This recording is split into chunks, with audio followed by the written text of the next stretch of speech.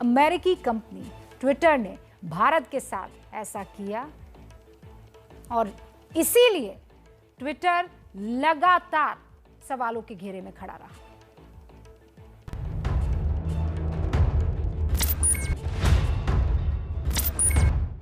यह है ट्विटर की नई हिमाकत।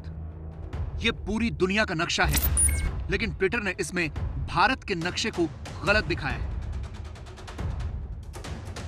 भारत के नक्शे के साथ न सिर्फ छेड़छाड़ की गई है, बल्कि भारत की संप्रभुता को भी चुनौती दी गई है, क्योंकि इस नक्शे में से जम्मू कश्मीर और लद्दाख को पूरी तरह से गायब कर दिया है, पूरी तरह से गायब कर दिया गया है।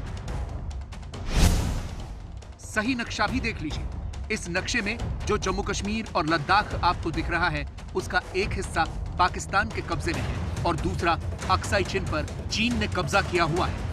भारत इन्हें अपना हिस्सा मानता है, इसलिए भारत के नक्शे में संपूर्ण जम्मू कश्मीर दिखता है, लेकिन ट्विटर ने जम्मू कश्मीर और लद्दाख वाला यह पूरा हिस्सा ही गायब कर दिया।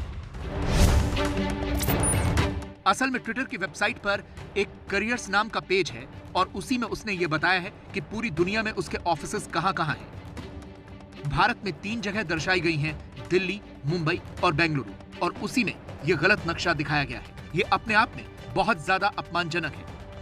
बहुत गंभीर मामला है। जिस प्रकार से ट्विटर ने जम्मू कश्मीर लद्दाख को भारत से अलग दिखाया, यह हमारी संप्रभुता को लेकर ट्विटर का प्रश्न उठाना है। ये कभी भी स्वीकारा नहीं जा सकता। ये कांग्रेस का सीधे सीधे मानना है कि कश्मीर, लेह लद्दाख निसंदेह भारत का हिस्सा है, हर कीमत पर भारत का हिस्सा है, चाहे जितनी कुर्बानी देके लेना पड़े। हमने लिया हुआ है। अब ऐसे में अगर ट्विटर ने इस तरह का कुछ किया है तो वो बहुत गलत है और सरकार पे प्रश्न चिन्ह लगाता है।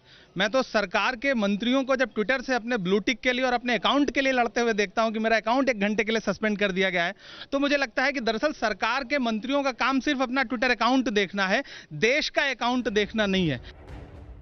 असल में अब ट्विटर की हालत एक हैबिचुअल ऑफेंडर यानी आदतन अपराधी जैसी हो गई है। वो लगातार ऐसी ही हरकतें कर रहा है।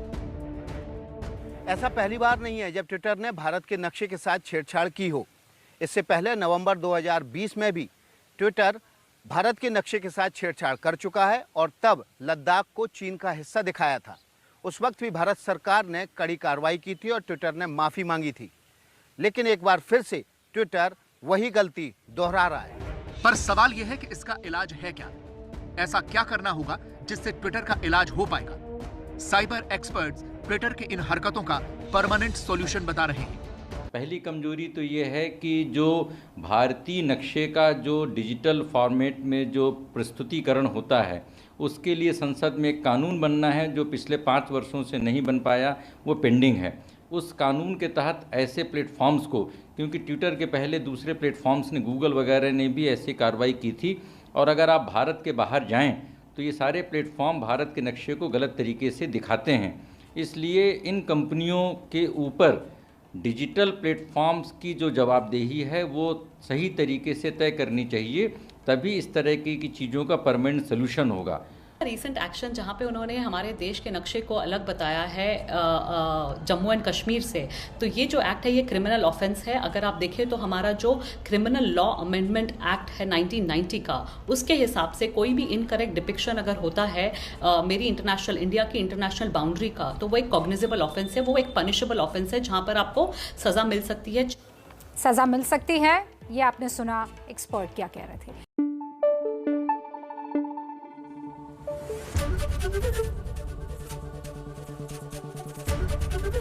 एबीपी न्यूज आपको रखे आगे।